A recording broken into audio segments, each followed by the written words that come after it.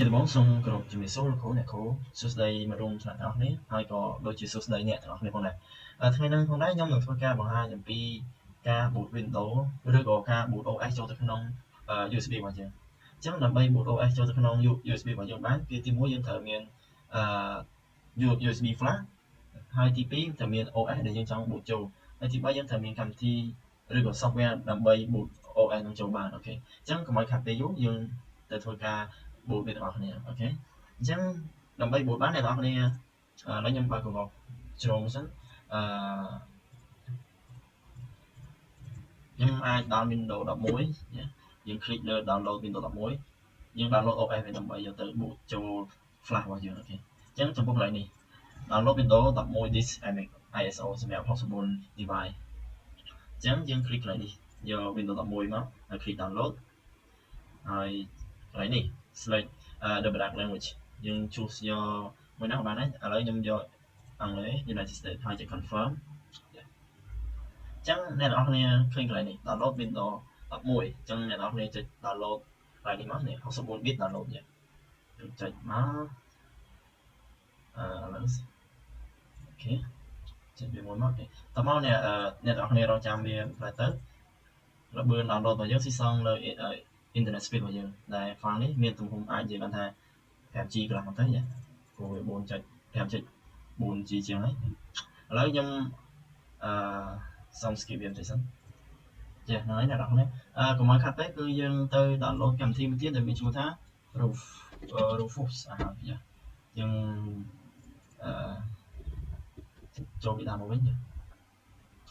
តែសារ internet speed របស់ខ្ញុំវា slow តិចណាRufus តែសារខ្ញុំមានស្រាប់ហើយអញ្ចឹងយើង scroll មកផងហើយយើងជ្រើសរើសយកsoftware មួយណាដែលយើងចង់បានដែលខ្ញុំ recommend ឲ្យយក standard 64 bit 64នេះចាយើង click លើវាមកដើម្បី download ឥឡូវយើង download បាន Rufus មួយហើយក៏ដូចដែលខ្ញុំបាន download Windows 11ដែរនេះកន្លែងនេះអូខេអញ្ចឹងតោះមកយើងធ្វើការទៅបើក Rufus ដែលយើង download ហ្នឹង click yes អូខេ so ឥឡូវអ្នកនរគ្នាមើលកន្លែងនេះកន្លែង device នេះអត់តាន់ឃើញអីគេលោតមកកន្លែងហ្នឹងទេចាដោយសារតែយើងអត់តាន់ flash ចូលអូខេឥឡូវខ្ញុំសុំធ្វើការ flash របស់ខ្ញុំចូលមួយសិនអូខេ flash ចូលមួយសិនអូខេអញ្ចឹងបន្ទាប់ពី flash ចូលហើយអ្នកនរគ្នាឃើញឈ្មោះ flash ចានេះឈ្មោះ flash របស់ខ្ញុំអូខេអញ្ចឹងយើងជ្រើសរើសយកឈ្មោះ flash ដែលយើងកំពុងតែដកទៅមកអូខេហើយមួយទៀត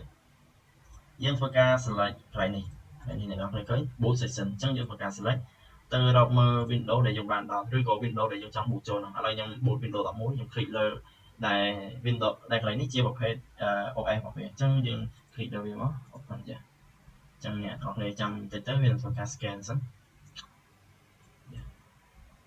អូខេអញ្ចឹងបន្ទាប់ពីយើងបានប៉ុណ្្នឹងហើយយើងត្រូវតែទៅឆែកមើលមួយទៀតបើសិនបើ computer នឹងប្រភេទជា BIOS សេរីចាស់យើង boot យក BIOS សេរីចាស់ហើយបើសិនបើ computer នឹងមាន BIOS សេរីថ្មីយើង boot ជា BIOS សេរីថ្មីចូលបើសិនជាយើង boot បើសិនជា computer របស់យើងប្រភេទ BIOS សេរីចាស់យើង boot BIOS សេរីថ្មីចូល flash របស់យើងហើយចង់យកទៅជួស Windows ដែលមាន BIOS សេរីចាស់ហ្នឹងប្រហែលជារក flash របស់យើងអត់ឃើញទេអញ្ចឹងដើម្បីទៅឆែក BIOS ទៅឆែកប្រភេទ BIOS នៅលើ computer ដែលយើងចង់ជួសបានអ្នកនរគ្នាអាចធ្វើការclick លើនេះមួយ mouse ស្ដាំហើយទៅរកមកពាក្យថា disk management អូខេ disk management បន្ទាប់មកអ្នកនរគ្នាទៅ click លើ drive disk zone នេះអូខេហើយយកពាក្យ property អ្នកនរគ្នានេះមើលទៅកន្លែង volume ហើយកន្លែង partition style ប្រភេទរបស់ខ្ញុំជា GPT អូខេអញ្ចឹងយើង boot ជា GPT ចូលមកអូខេឥឡូវខ្ញុំ boot GPT ដែល GPT នេះជាប្រភេទ BIOS សេរីថ្មីហើយចំពោះ MBR ប្រភេទ BIOS សេរីចាស់ចាអញ្ចឹងខ្ញុំ boot BIOS សេរីថ្មីចូលអូខេឥឡូវមានប៉ុណ្្នឹងទេទី1គឺជ្រើសរើសកន្លែង USB name របស់យើងហើយទី2 select យក OS ដែលយើងចង់ boot ចូលយើងធ្វើការ select កន្លែងនេះមកអូខេហើយទី3យើងជ្រើសរើសយក partition កន្លែងនេះយើងបើសិនជាយើងរើសខុសអាចមានបញ្ហានៅពេលដែល boot អាចជា flash អត់ស្គាល់ flash អីចឹងទៅអញ្ចឹងដោយសារតែខ្ញុំដឹងច្បាស់ថា BIOS ដែលខ្ញុំ computer ដែលខ្ញុំចង់ទៅ boot ហ្នឹងមាន BIOS សេរីថ្មីអញ្ចឹងខ្ញុំយក GPT ទៅអូខេអញ្ចឹងអត់មានចឹងទេយើងចុច យើង click លើ style មកគេបន្ទាប់មកកន្លែងនេះគេនឹងប្រាប់យើងថានឹងធ្វើការ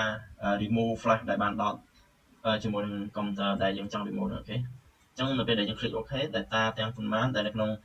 USB ដែលយើងកំពុងតែធ្វើការបូតចូលហ្នឹងវានឹងធ្វើការ delete ចោលហើយអូខេនេះអូខេអញ្ចឹងវានឹងធ្វើការ delete ហើយអូខេ delete ហើយវាធ្វើការបូតចូលឥឡូវអ្នកទាំងអស់គ្នាចាំតិចសិនទៅហើយបូតចូលហ្នឹងស៊ីសង់លើ USB របស់យើងបើសិនជា USB យើង2.2ចុចឬក៏ 3.1 3.2 3.0 វាមានល្បឿនខុសៗគ្នាទៅតាមហ្នឹងប៉ុន្តែខ្ញុំរៀបមិនឲ្យប្រើ 3.0 ឡើងដោយសារតែពពោះ3ចុចហ្នឹងល្បឿនរបស់វាគឺថាមានល្បឿនលឿនគួរសមដែរអូខេឥឡូវយើងចាំវាបូតវិញមក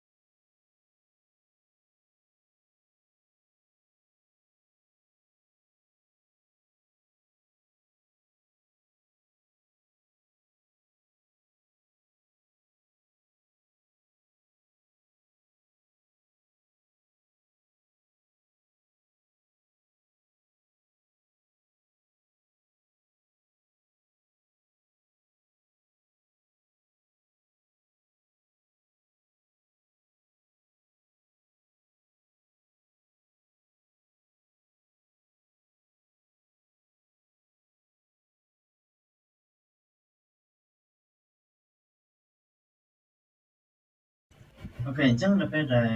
យើងឃើញវាបានបូតជោគជ័យអូខេចាអញ្ចឹងការបូត flash របស់យើងអញ្ចឹងការបូត Windows ចូល